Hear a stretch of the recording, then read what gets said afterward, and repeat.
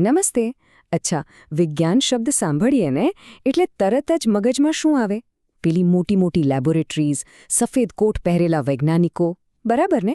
પણ એક મિનિટ, શું કોઈને ખબર છે કે દુનિયાની સૌથી બેસ્ટ સાયન્સ લેબ તો આપણા પોતાના રસોડામાં જ છે? અને એના હેડ સાયન્ટિસ્ટ એ તો પેરેન્ટ્સ પોતે જ છે. તો ચાલો આજે આપણે વિજ્ઞાનને ચોપડીમાંથી બહાર કાઢીને સીધો આપણા ચૂલા સુધી લઈ આવીએ. આ આખી વાતમાં આપણે એક સિમ્પલ મેથડ સમજીશું. જુઓ, કરો, સમજાવો. આ એવી રીત છે જેનાથી દહીં જમાવા જેવું સામાન્ય કામ પણ બાયોલોજી અને કેમિસ્ટ્રીનો એક મજેદાર પાઠ બની શકે છે.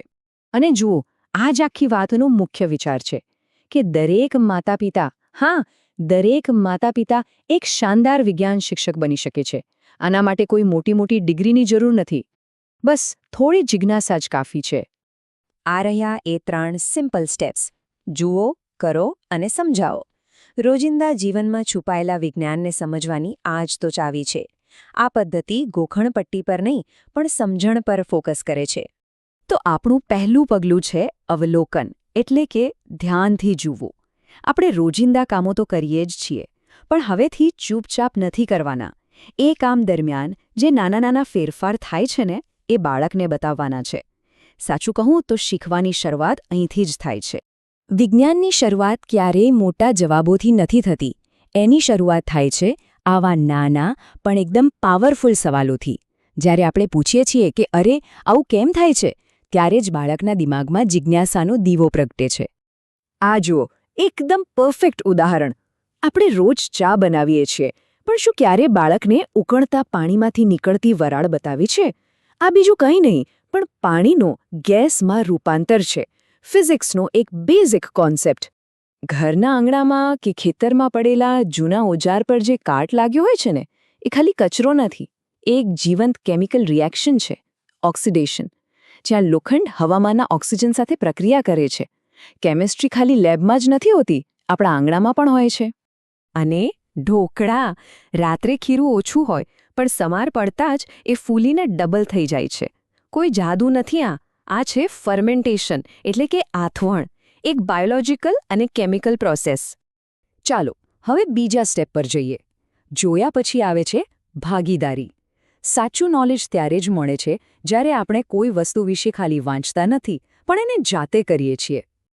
આ વાત બહુ જ અગત્યની છે. કોઈ પણ કામ જાતે કરવાથી ખાલી જ્ઞાન નથી મળતું, એનાથી ચારિત્ર્યનું પણ ઘડતર થાય છે. જ્યારે બાળક વિજ્ઞાનને કરે છે ત્યારે એ જ્ઞાન એનું પોતાનું બની જાય છે. આના માટે કોઈ મોંઘા સાધનોની જરૂર જ નથી. બાળકને હુંફાળા દૂધમાં મેળવણ નાખવા દો, પાણીમાં મીઠું નાખીને એને ઓગાળવા દો, એક નાનકડું બીજ વાવવા દો. આ નાના નાના પ્રયોગો જ મોટા વૈજ્ઞાનિક સિદ્ધાંતોનો પાયો નાખે છે. આ ટેબલ પરથી સ્પષ્ટ દેખાય છે કે કેવી રીતે ઘરના સાવ સામાન્ય કામો વિજ્ઞાનના મોટા સિદ્ધાંતો સાથે જોડાયેલા છે. દહીં બનાવવું એટલે કેમિસ્ટ્રી, બીજ વાવવું એટલે બાયોલોજી અને મીઠું ઓગાળવું એટલે ફિઝિક્સ. વિજ્ઞાન ખરેખર આપણી ચારેય બાજુ છે. અને હવે આવે છે છેલ્લું અને સૌથી નિર્ણાયક પગલું, તર્ક. બાળકે જે અજાયબી જોઈ અને જાતે કરી એને એની જ ભાષામાં સમજાવવા માટે પ્રોત્સાહિત કરો. આ જે સ્ટેજ છે જ્યાં જોવું અને કરવું એ બંને તર્ક સાથે કનેક્ટ થાય છે. હવે જુઓ, બાળક કદાચ લેક્ટોબેસિલસ જેવા ભારેખમ વૈજ્ઞાનિક શબ્દો નહીં બોલી શકે. એ કદાચ એમ કહેશે કે પેલા નાના નાના દોસ્તો હતા ને, એમણે દૂધને દહીં બનાવી દીધું. અને આ જવાબ એકદમ સાચો છે.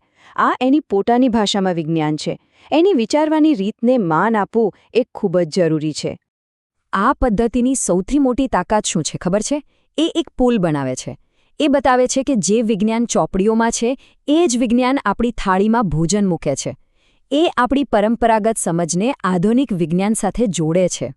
એટલે આખી વાતનો સાર એ છે કે વિજ્ઞાન શીખવવા માટે કોઈ પીએચડીની જરૂર નથી.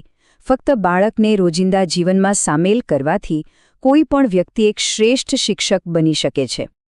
આ જુઓ, કરો, સમજાવો પદ્ધતિ છે ને, એ કોઈ પણ કંટાળાજનક કામને એકદમ રોમાંચક ખોજમાં ફેરવી શકે છે. બસ આ 3 પગલાં યાદ રાખો. ફેરફાર જુઓ, બાળકને જાતે કરવા દો અને પછી એમને જ સમજાવવા માટે પૂછો. તો આ સવાલ ખાલી સાંભળીને ભૂલી જવાનો નથી. આજે જ આ ટ્રાય કરી જુઓ.